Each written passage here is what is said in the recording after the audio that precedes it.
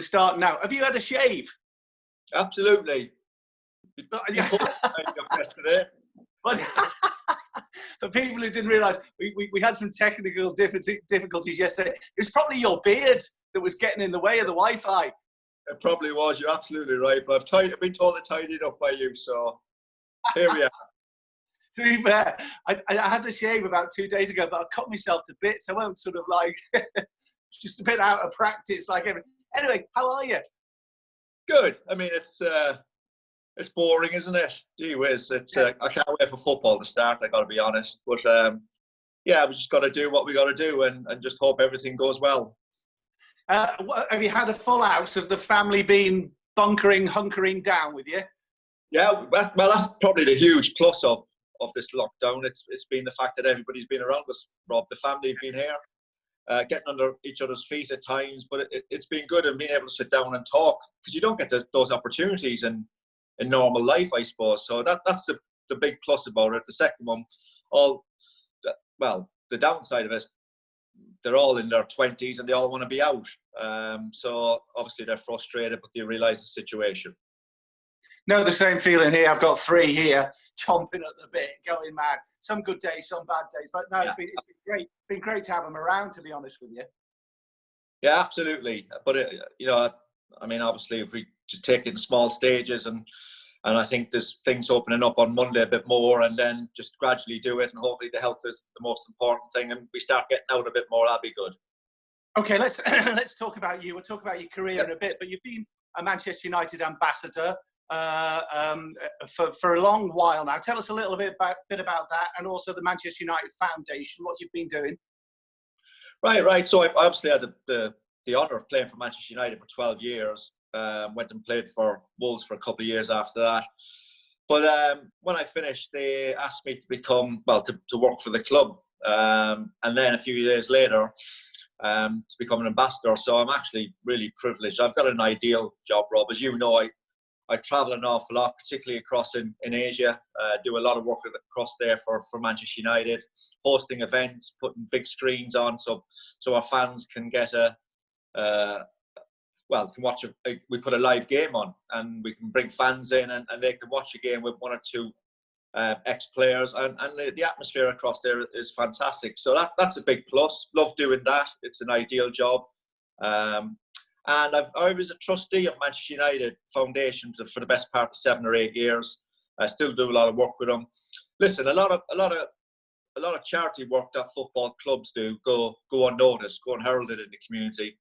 And I think the last 2 or 3 months, obviously with what's happening around the world, the Manchester United Foundation have been absolutely fantastic, giving so much money to food banks and local schools. And we have to raise £1 million for UNICEF every 3 years anyway. So it obviously takes a lot to raise money. We had a massive game against Bayern Munich last year, 20 years of remembering the treble, which raised well over £1 million, which has been plowed into the local schools, local food banks. So great to be part of that, and that was a real eye opener for me. So it's I'm really honoured to be still involved with Manchester United. When you travel, is it just as an individual? Is it with other people, or do you actually sort of go on club trips if they're going on pre-season tours or things like that? Do you have to get involved in that? Well, all 3. I mean, I go pre-season tours wherever they go, which is fantastic. It really is. It's a bit of an eye opener. It's completely different to our pre-season tours, Rob. I got to say that.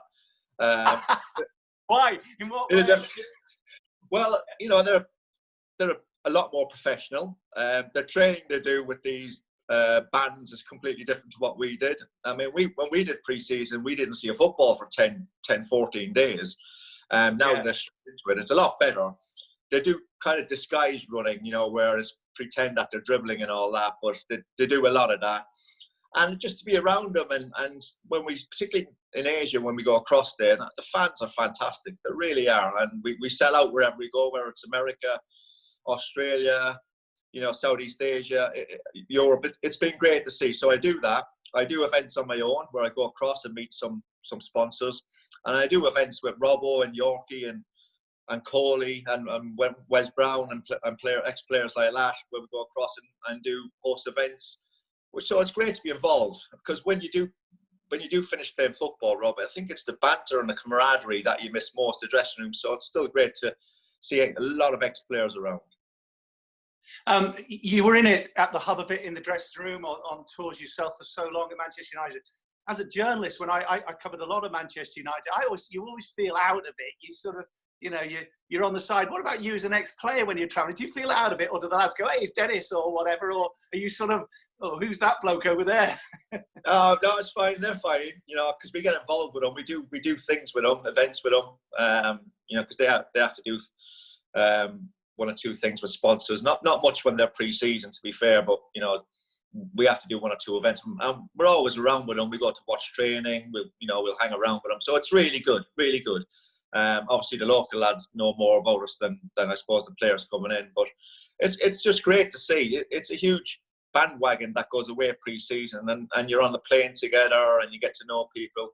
And of course, with Ollie being manager now as well, one of my ex-teammates, it really does feel like a big family. I got to say that. You think it might be slightly detached, but it's a really big family that come together for the best part of 2 weeks now pre-season. Does it ever surprise you that I've lived abroad and the name of Manchester United, I've done events with your son Liam's been involved as well, and the fans go mad for it. Do you sort of rock up at places and go, "Oh my God, look at how many people are here"? Well, I think that, listen, I've travelled the world, and the Premier League is so big. It really is. Now, it's always been big in Southeast Asia because they've watched it since the 70s and 80s. And obviously, when you go there, Liverpool have got a huge support across there. We've got a huge support across there. But the Premier League is massive, much bigger than Liga. India, football is getting so much more popular, especially in the youth. In our lifetime, cricket will always be number one. But honestly, football is getting bigger across there. And China is another big area of growth. Even America, Rob, which has got its own sports. It's growing and growing across there. Does it surprise me? I suppose I've done it long enough now to know that it doesn't. But when you go into Jakarta and the passion and the noise that fans when they're watching games, it's just mind-boggling. It really is. As if it's they can't ever get to Old Trafford. We put on a game. I've been across there where Man United and Liverpool game has been on, and it's just incredible. The atmosphere, the noise, the passion, the knowledge they've got. It is unbelievable. So yeah, I suppose it does. It does still, I suppose, amaze me. It really does. Do you bump into Sir Alex on any of these trips? No, not on the trips. He doesn't travel as much now, but I do see him on home games. I do pop into his office every now and again. Thankfully, he's fine. He's looking good, and he's been under lockdown more than anybody else, I think, in these tough times.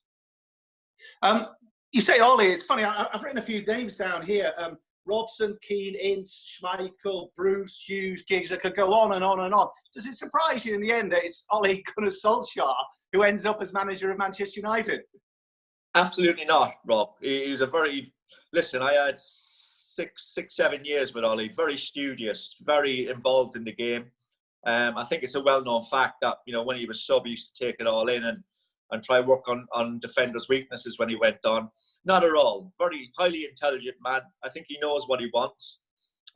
So no surprise at all that he went into football.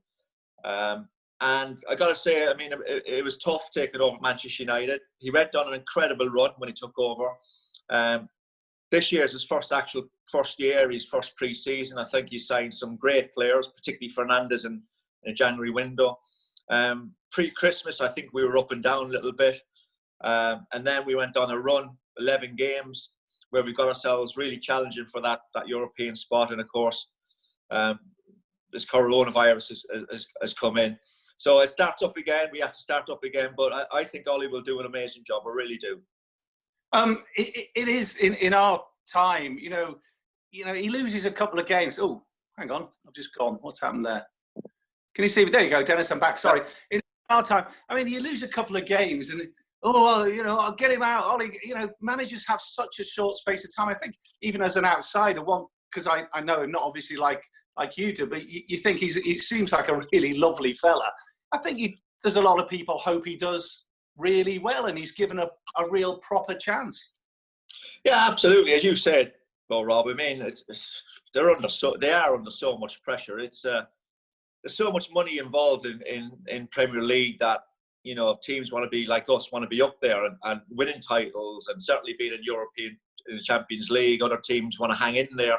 There's so much money involved in the Premier League that there's so much pressure on managers these days. There really are. And it's like a revolving door. But all he knows the history of the club. He knows what the club's all about. You know, he's tried to bring everybody back in together and be more of a unit, I suppose, as much as possible. And I think we're heading in the right direction. But I mean, the pressure's incredible. I mean, you go across. I mean, the pressure's incredible in England, but social media as well these days is so big that everybody's got a piece to say, haven't they? So you need to be thick-skinned, I suppose. But the amount of pressure managers are under is incredible. It really is. I mean, we talk about your playing career. I just want, you know, we'd be here till doomsday talking about your playing career. But I was just looking. I mean, I spent a good few hours yesterday, enjoying Denis Irwin goals and Denis Irwin assists, and obviously it all focuses on 99 eventually in the treble. I just wonder if one of the real keys to that success was Ole Gunnar Solskjaer, in the sense that you had four unbelievable strikers: Coley, Dwight York, Teddy, and Ole was always like the kind of the fourth, but he never moaned. He never kicked up a fuss. Whenever he came on, he made a contribution, not least in the final. I just wonder if that was a key, you know, to the whole success of the season, if you like. Huge.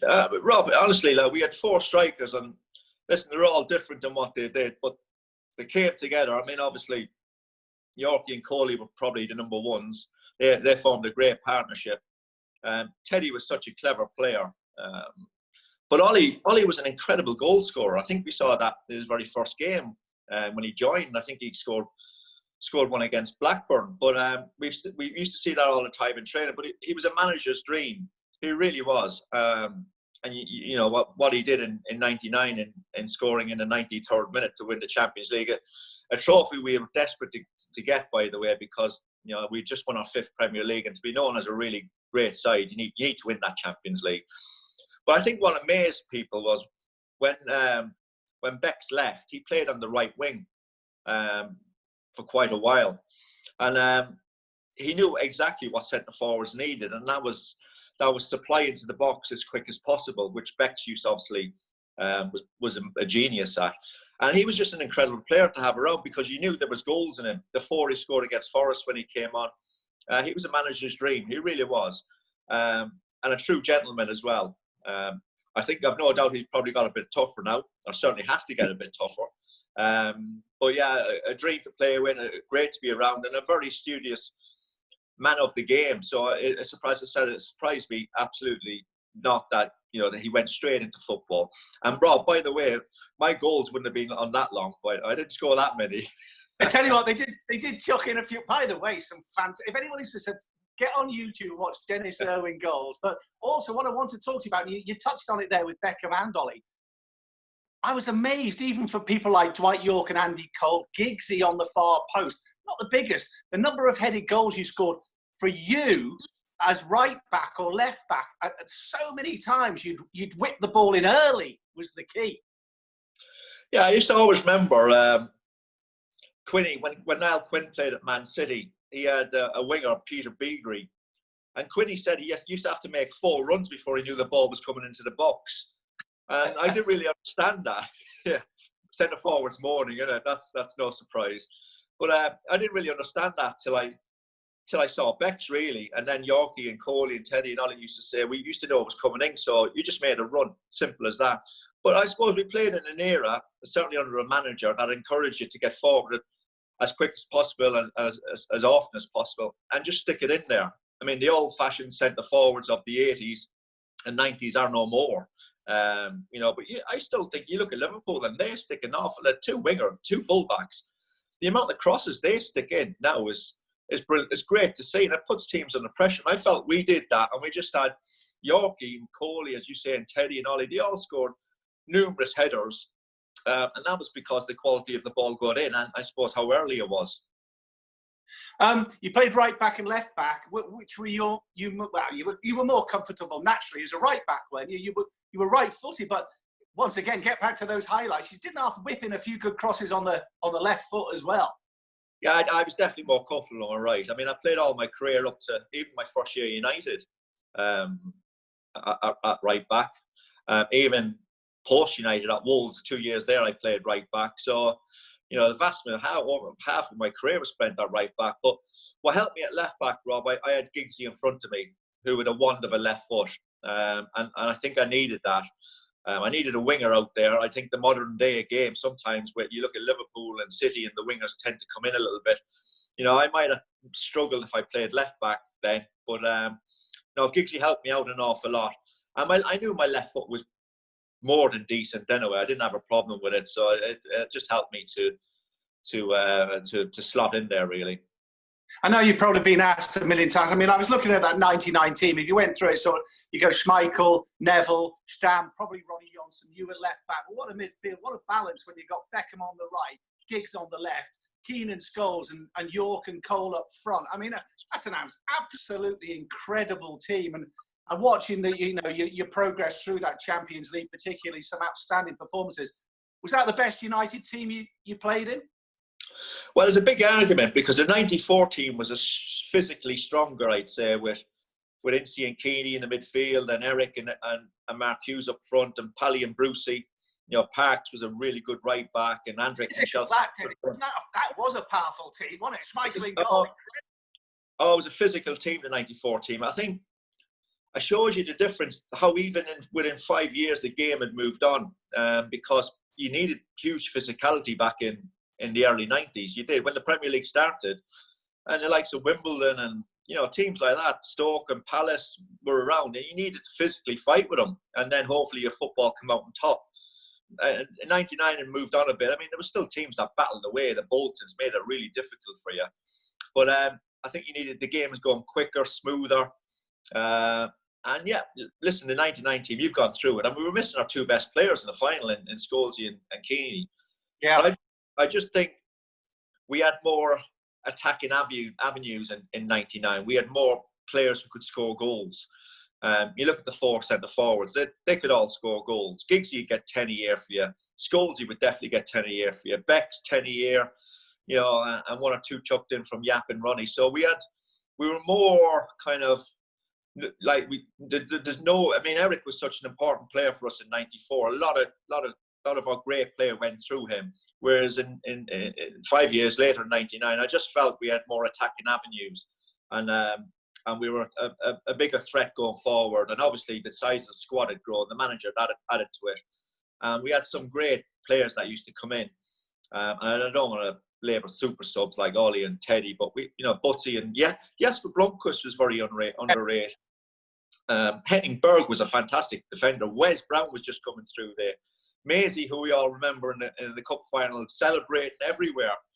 You know, we Butsy and Phil Nev. You know, we had great backup. We really did, and I think that was the difference. That's the difference between '99 and '94. The squad. In '94, in that dressing room, could you get a word in edgeways? There were some big characters, weren't there? Never mind physical. There was some guys who liked a word. There were some big bad characters in there. I tell you what, training was a joy to be in. Sometimes we used to play English v the rest of the world, and I tell you what, it was fantastic. It was, Rob. Kicking two lumps out of each other. Brilliant. Absolutely. Who used to win that one? Who won that one, Den? The rest of the world, of course. Listen, you always need. It's a long, hard season. The Premier League is still the most physical league in the world. I'm telling you now.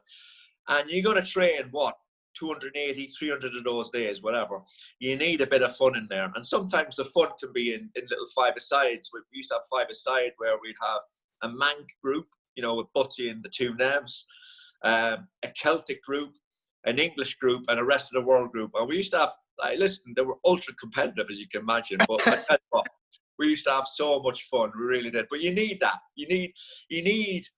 It's such, because you're gonna have through a season. You're gonna have times where it doesn't go according to plan, and you need great characters in the dressing room. And the likes of Maisie and Giggsy and Butsy were fantastic. I got to say that. Okay, I'll run through a few. Best goal you scored? Best goal probably against, I mean, everybody remembers the Liverpool free kick, but the one I actually saw it the other day against Wimbledon in FA Cup. It was on goal of the day on the That's my favourite, Dan. That's a brilliant goal. Brilliant goal, yeah. No, it's just different to what everything else I did because I've scored free kicks and shots from outside the box, but that one was definitely different. How did you end up as the penalty taker? Well, when I came, Brucey took penalties, and he was amazing. And then Eric, who was even better than Brucey. So Eric left in '97, and we signed Teddy Sheringham, and he missed his first 3 penalties, including a penalty down at White Hart Lane, where he just went back. And the manager just turned to me and says, "You're taking penalties from now on." Simple as, Rob. Had you done it before? Not loads. When Eric was suspended, I took an important penalty against Southampton, and I used to take penalties in the old shootouts, but not too many times before. What was your method? What did you think? Well, I mean, the easiest thing is put the ball down, pick a side, and put your foot through it, and hit it as hard as possible.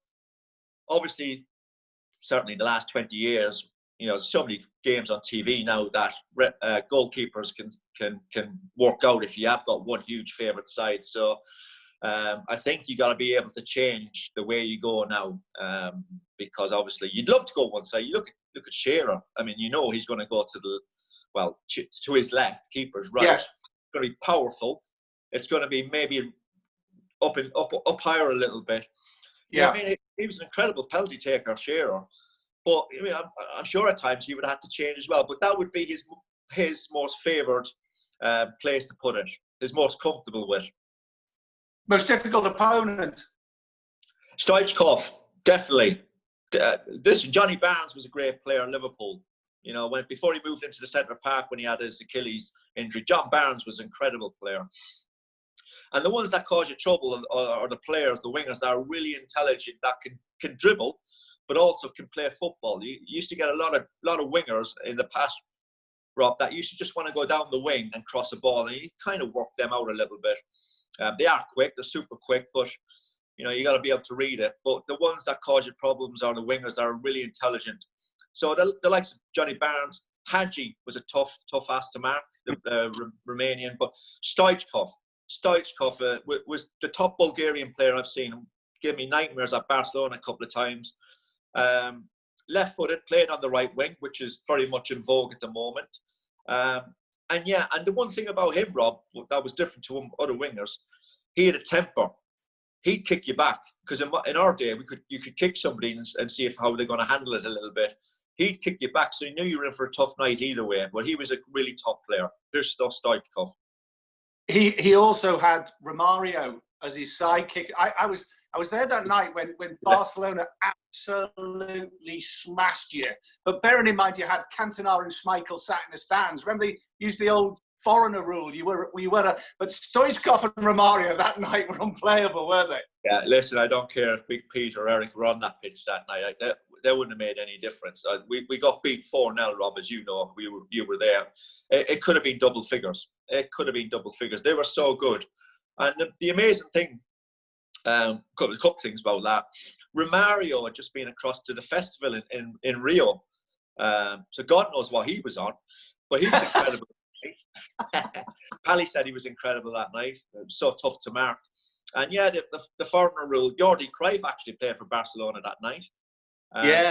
But the foreigner rule, it was like 3, but there was also one, and I can't remember the name of it. But if you were foreign and you'd been across in England at 16, which was very rare in those days, you were allowed one of them. So it included me, and because Giggsy was Welsh, it included Giggsy. So the manager used to pick between me and Giggsy for games like that. I used to get the tough away games. Where Giggsy used to get the nice games at home. So unfortunately, I was there at Barcelona that night in the Camp Nou where we got hammered 4-0. But Stoichkov was a tough ask. It really was. Best place you played? Favourite stadium? Apart from Old Trafford, favourite stadium you played? The Bernabeu would take some beating. Just so right on top of you. Listen, Camp Nou is huge. Really is. It's a big, massive ball, but the Bernabeu is right on top of you, and it's just a great place to play. It really is. How did you keep so fit?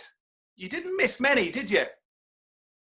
No, I grew up playing two Irish sports, hurling and Gaelic football, which I think toughens anybody up. I was lucky with injuries. I just had one bad medial ligament injury that kept me out for the best part of 2 months. But besides that, I was lucky with my ankles and knees. I still don't have a problem now, Rob, and I still run and try to keep fit.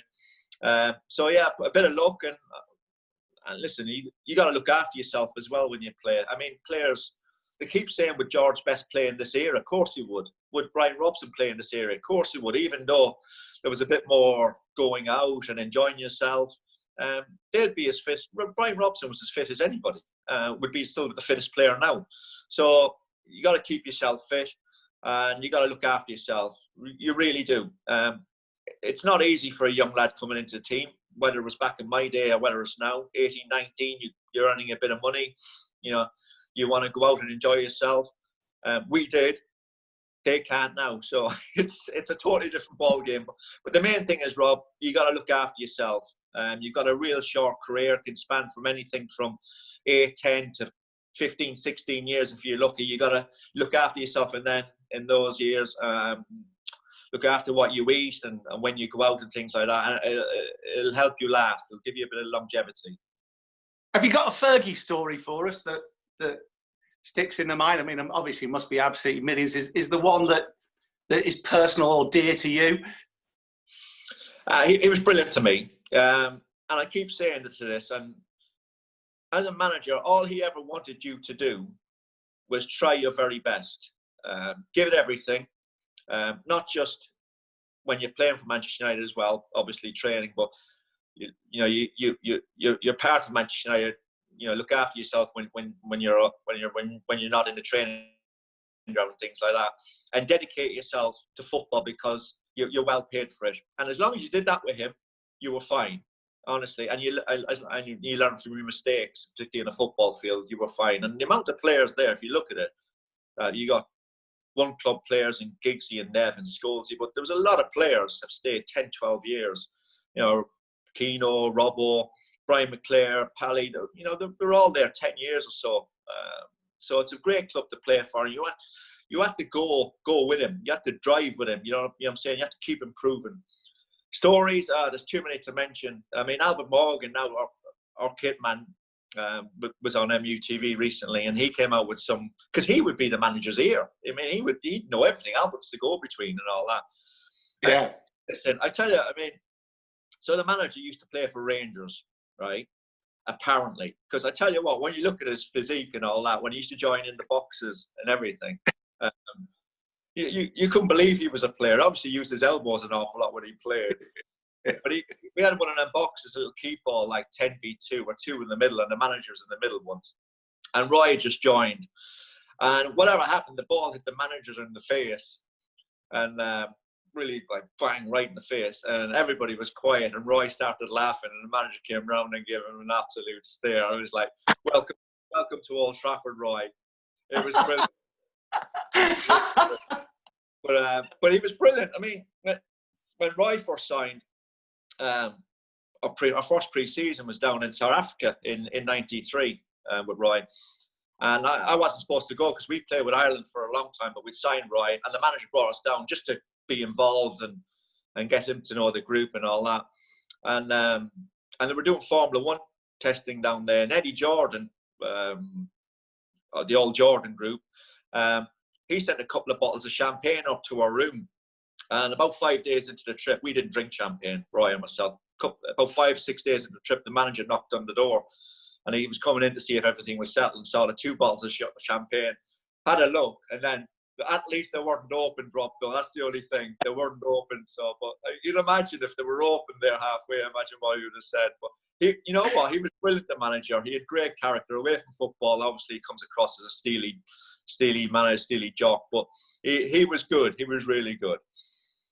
Hey, Dennis, listen, it's lovely to talk to you, as always. When the lockdown finishes, I'm sure we'll get together and we'll nip up to the Stamford Arms and have Absolutely. a beer. Really look forward to seeing you. Love to Jackie, love to you all. And thanks for joining us, Den. Really appreciate it. Great catching up with you, Rob. Good to see you. Cheers, Dennis. Take care, mate. Right.